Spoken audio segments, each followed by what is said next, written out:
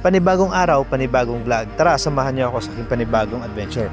For today's video, pupuntahan natin yung isa sa napakagandang spot na pwede niyong pagtangbayan, pagchilan, relax at unwind dito sa Morsia. No? Ito ay matatagpuan sa Barangay Canlandong, Morsia, Negros Occidental.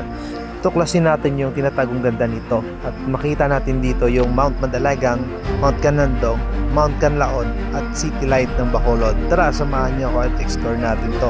Ito ay bago lang at kakabukas lang nito, no? May 1 lang nagbukas at ngayong araw pupuntahan natin to at papakita sa inyo kung gaano kaganda yung spot na to.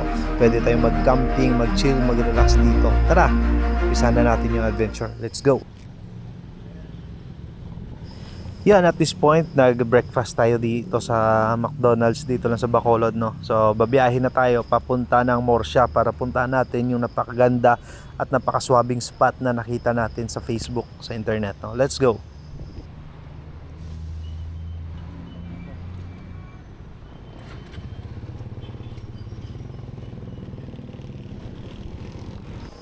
At galing sa Bacolod City, almost mga 40 minutes din yung biyahe papunta sa Canlandong, no, sa Mount Canlandong. So, babiyahe tayo mula Bacolod City papuntang Morsia. At excited na tayo makapunta doon sa spot na yun. Nakita lang natin yung sa social media at nainteresado tayo na puntahan yun, no, kasi madaming taong bumibisita at maganda raw yung spot na yun. So, for today's video, pupuntahan natin yun kahit medyo pangit yung lagay ng panahon, no? So ngayon andito tayo ngayon sa Morsia. Dire-diretso lang yung biyahe natin papunta doon sa Mount Canlandong. Yun, naintriga tayo, no, doon sa area na yun, no? Napakaganda, napakaswabe at tamang-tama lang sa trip natin, mag nature vibe, chill, relax at unwind. So konting tiis lang at mararating din natin yon. At dito na yung road papunta sa Don Salvador, no, na road. Yan, liliko tayo pa left side at dire-diretso na yon. So hindi naman ganun kahirap yung daan dito at dito pa lang sa Morsia napakaswabe na ng daan. Nakita mo napakagandang view ng Mount Canlaon, pero sa panahon ngayon medyo maulan. Nakita natin tabunan ng mga clouds of fog yung Mount Canlaon, pero sige lang, tuloy lang yung biyahe natin. Napakaganda pa rin ang view dito at kakatapos lang na malakas na ulan. Sana hindi matuloy yung ulan, no? Hindi tayo mabasa kasi pag nabasa tayo ng ulan, prone tayo sa sakit, sa trangkaso. Yan, at dito na tayo liliko pa Don Salvador, no? May rotonda dito yung kuan nila. Ito, diretso na tayo sa Don Salvador Benedicto na road. Dire-diretso lang to hanggang marating natin yung isang barangay doon na kung saan tayo liliko pa left side. Yan, at bago tayo makarating ng Pandanon Silos Barangay Hall, dito sa left side makita mo yung daan papunta ng Mount Canlandong. Yan, ito may likuan dito.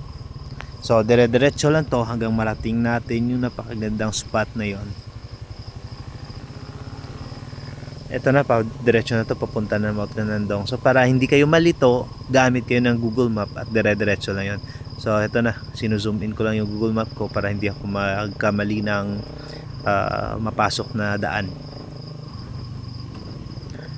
Konting tiis lang at mararating din natin yon. Napakaganda na nakita ko to. Talagang gustong-gusto kong puntahan to at napakaswabe ng view doon. Sana lang hindi maputik at hindi maulan yung part na to. Talagang gustong-gusto natin puntahan. Yan, okay kung kasama mo doon yung pamilya, loved ones, o kahit mag-isa ka lang. Dito banda pa bago makaakyat sa Canlandong, madadaanan mo dito yung tulay. Yan, ito may tulay sila. Napakaganda din ang view dito. Kung nature vibe ka, nature friendly ka, talagang swak na swak yung eto. Bago dito baka magkamali kayo ng mapuntahan, dito sa left side tayo pupunta at dire-diretso lang to hanggang marating natin yung Mount Canlandong. Dito sa part na to makikita mo na yon, yung sumisilip na yung cell sites. May mga cell sites dyan sa taas sa Mount Canlandong mismo. Yan yung Mount Canlandong at tabunan ng fog yung Mount Canlandong. So dito pa lang ramdam mo na yung lamig ng lugar at Tamang-tama lang sa biyahe natin at sana paunti-unti na ano na yung ulan, pero sana hindi matuloy yung ulan at makatambay tayo doon. Yan, at may mga off-road din pala dito. Ito makita natin yung mga off-road nila, no. So konting off-road din, at don't worry, makakapasok yung mga motor dito, scooter man o sasakyan, kayang-kaya makapasok dito. Kahit daw mga auto din na kuan, yung mga sports car, hindi lang masyadong mababa talaga makapasok dito. Yan, putol-putol yung daan dito, merong rough road at meron ding footwalk na style, pero okay lang at hindi siya ganun kalubak, no? Kayang-kaya ng mga motor to. At nakita ko din sa mga videos na madaming scooter din ang pumunta dito, kaya naman yung mga maliliit na scooter na motor. So sa atin ngayon, dala natin isa yung mga semi adventure bike talaga to tawag nila. So tamang tama lang sa motor natin, kayang kaya. Ito may mga footwalk lang sila dito, yung tipid sa semento na kalsada, pero okay din hanggang makarating tayo dun sa taas. So tuloy-tuloy lang to hanggang marating mo mismo yung banner nila. Yan, so tamang-tama, suwabe lang sa adventures natin.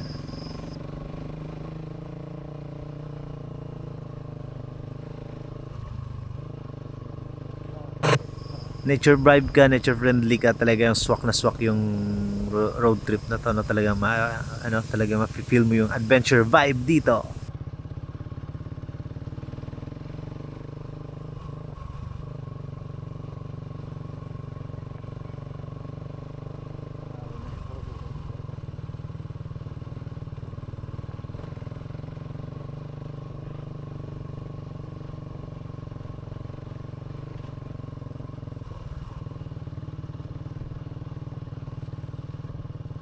Dito sa baba ang farm, no? Thank you.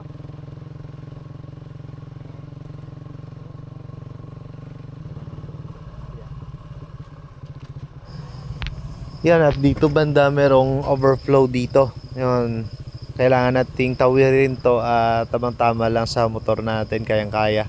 So buti na lang hindi mataas yung tubig ngayon at makakatawid tayo ng overflow.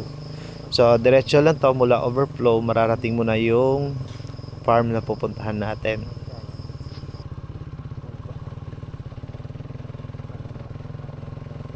So ingat lang, medyo madulas talaga yung daan dito, at kung hindi ka sanay sa motor, talagang may chance madulas ka dito, lalo na pagpabalik na. So lahat na nagbibiyahe papunta dito, doble ingat lang para iwas na tayo aksidente at ma-enjoy natin yung napakagandang view dito. Puro na to paakyat papunta dun sa taas.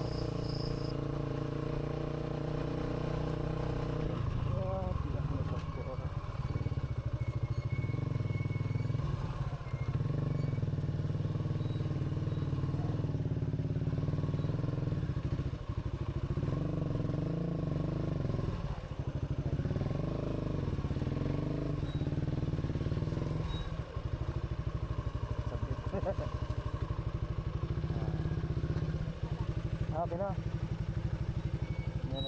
Sige.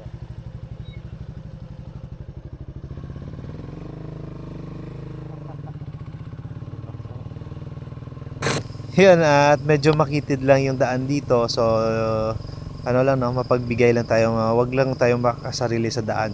So para iwas lang kumusyon, iwas lang disturbo, bigayan lang. So ito na, nakita natin yung mga establishment dito kung saan pwede magtambay, mag-chill at mag-relax. Pero diretso tayo dito sa tinatawag nilang Española Farm. So galing dito sa Google Map, stop na to sa Google Map, na hindi na to abot ng Google Map papunta doon. So dapat lakad to, pero may mga trail naman na masasakyan pwedeng daanan, so diretso lang tayo papunta doon. Take note lang, pag galing ka dito sa entrance, medyo madulas daan kasi walang dito, mga bato-bato na nilagay sa kalsada. Pero dapat doble ingat lang tayo. Kakatapos na ng malakas na ulan dito, kaya basa talaga yung kalsada. Yan.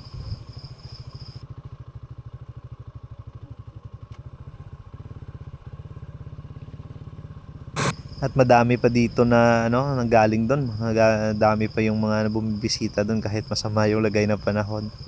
So ngayon, proceed lang natin to kahit medyo pangit yung lagay ng panahon para mapuntahan na natin yung lugar kasi ngayon na tayo nakatsyempo at talagang gagrab natin yung opportunity mapuntahan yung napakagandang lugar na yon.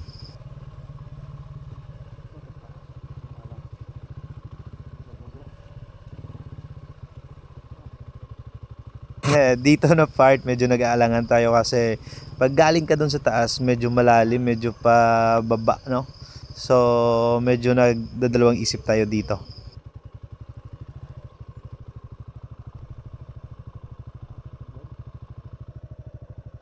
No, medyo mataas tingnan pero may ano naman, may kalsada naman silang ginawa, may footwalk naman silang ginawa at kayang-kaya naman to ng motor natin.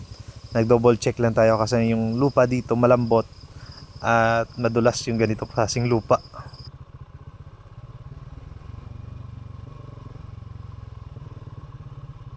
Pag first time mo talaga dito medyo maalinlangan ka talaga sa daan. So after nun, diretso na, okay naman yung daan dito.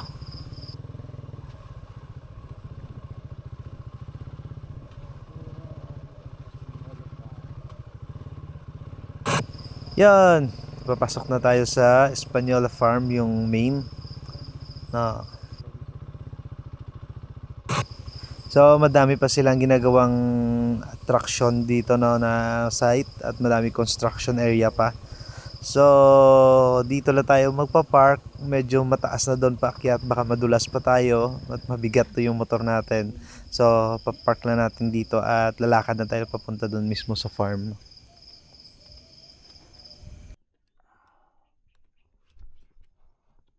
Dito tayo sa Canlandong Española Farm, Murcia. Dito tayo sa Canlandong, Murcia. Check natin, titignan natin yung napagandang spot dito at magkakape tayo. Ayan, grabe, makita mo namin view. Ganda na view. Wow, may falls pa dun. Dulas na. Hindi na natin pinakyat motor natin kay madulas. Yung sa baba pala, dito yung mahirapan. May falls sa baba. Dami din motor dito tambos. Maganda.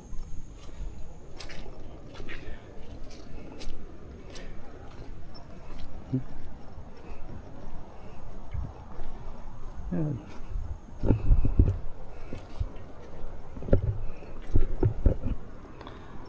Ganda ng spot nila.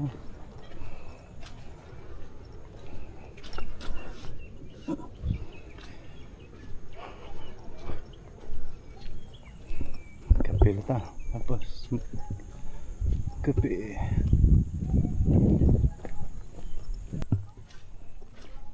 Ayan, ganda ng view.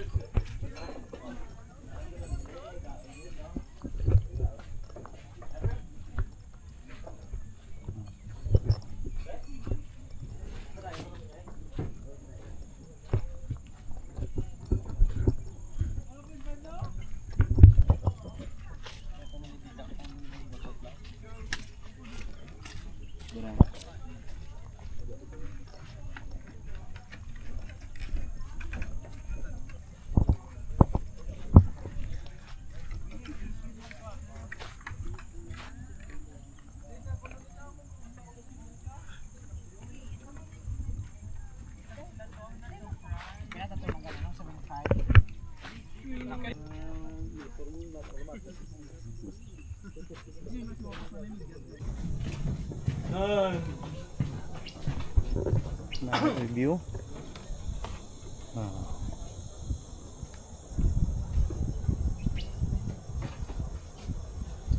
Panoramic view na, no? So, sabi nung ganda, swabe. Simple lang pero nakaka-relax at nakaka-chill yung lugar. Sabing swabe. Ganitong oras, naramdam mo na yung lamig. Grabe lamig pa ng lugar. Sabing swabe.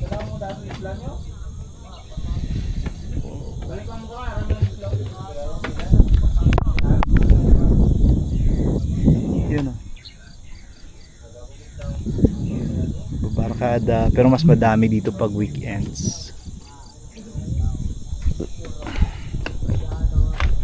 Bay kang saan? O gini nag-umpisa dire imo nga kan. May 21? Bago Bago pa na yan. bago pa lang gid nila, may 21 na. Matahamat na namin pag kan. Pagsugod niya, mula niya tatlo yaw. Ah. Tapos nagdugang, din to kaya nagdugang jet. Umutong tatlo, ang apat to no. Tuglo yung nagdugang ang bindek, tapos nagdugang ko apat to. Tapos pag-open niyo, ligad lang ni Simana dalaw. Na. Okay. Na si Sabi. Tingan pa na kay function na daw. Parang ako may mga birthday. Yun, so dito may ito. Gandang panoramic view na makikita mo dito sa maliit na puno na nilagyan nila, pakaswabe.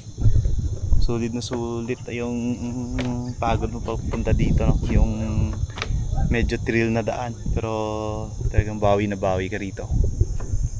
Ganda ng view. Kung gusto mo mag-relax, mag-unwind, no?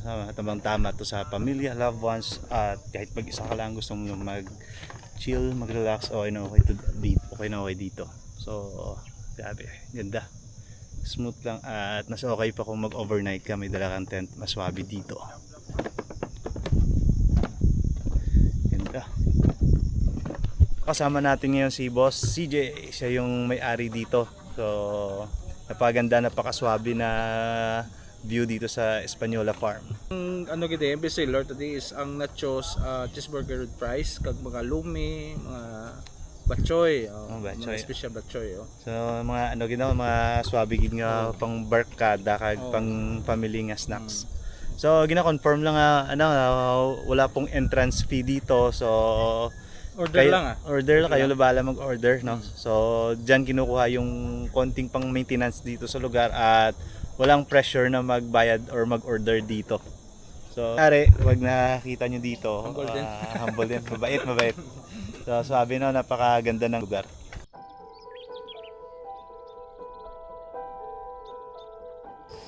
At dito na part makikita mo yung view ng Mount Mandalagan at Mount Canlandong. At napakagandang spot dito sa Española Farm. Yan, halos dito makikita mo sa paligid yung napakaganda at napakaswabing view, no. Makita Mount Mandalagan, Mount Canlandong, Mount Canlaon, at makita mo yung napakagandang view ng City Lights of Bacolod. So ito banda, kung gusto mo makita yung City Lights ng Bacolod, pwede kang makatambay dyan. Makita mo yung nakaharap ka sa City Lights of Bacolod.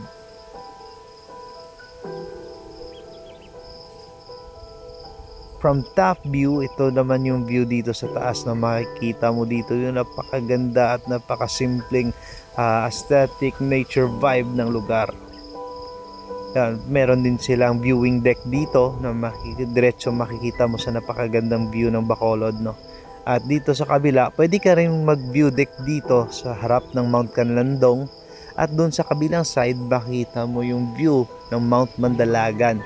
So ito, papakita ko sa inyo kung gaano kaswabe yung aerial shots ng buong lugar.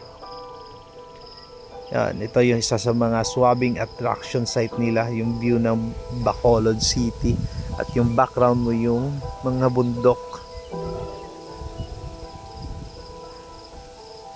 Napakaganda, napakaswabe ng lugar, no? Minsan lang tayo makapunta sa ganitong lugar at talagang appreciated natin yung nature view, yung eco-friendly na view ng lugar. At dito makikita mo yung napakagandang view ng Mount Mandalagan. So may ilog dyan sa baba, kaso hindi na tayo nakapunta, alanganin tayo sa oras. At merong waterfalls dyan makikita mo sa Mandalagan. Yon, napakagandang view ng lugar. So tapos na tayo dito sa Española Farm at napakaganda, napakaswabe ng lugar. Yan. Yan, so mas okay kung tag-init kayo pumunta o mas maaga. Okay. Kung ganitong oras na kayo pupunta dito, hapon na, baka maulanan kayo. So much better na pag napunta kayo dito, yung mas maaga. Eh, mas maaga, mas maganda yung panahon. Mas matigas yung lupa at hindi maputik. Manageable naman yung rough road dito, no?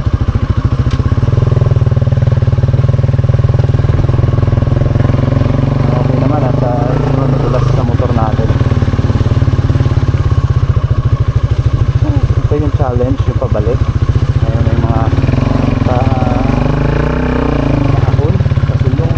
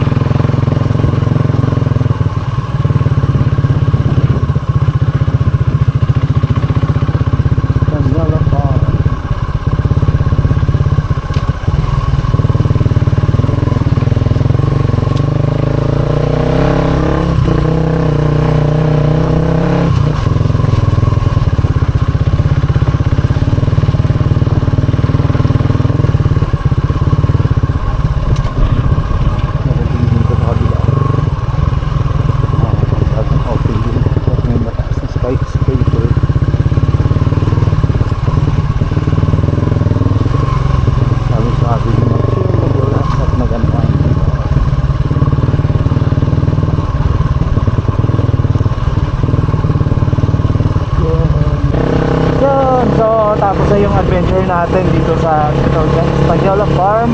Napakaganda, napakaswabe ng Española Farm, no? Kung bago ka lang dito sa channel na to at kung nagustuhan mo yung content na to, huwag kalimutan mag-like, subscribe at pindutin yung notification bell button para lagi kayong updated sa mga bagong uploads. Paano ba yan mga lods? Hanggang sa muling pagkikita. Ciao!